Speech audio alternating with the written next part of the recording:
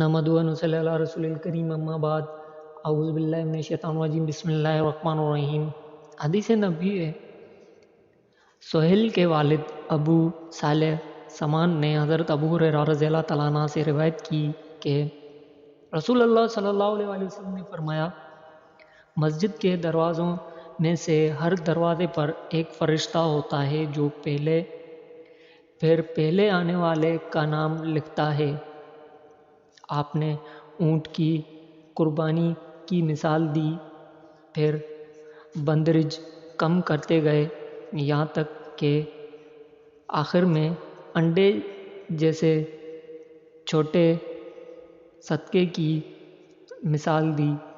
پھر جب امام ممبر پر بیٹھ جاتے ہیں تو اندراج کی صفیں لپیٹ دی جاتی ہیں اور فرشتے ذکر و نصیحت سننے کے لیے حاضر ہو جاتے ہیں۔ صحیح مسلم حدیث نمبر 1986۔ دوستو، اس ویڈیو کو ثواب کی نیت سے شیئر کریں، سبسکرائب کریں اور لائک ضرور کریے گا۔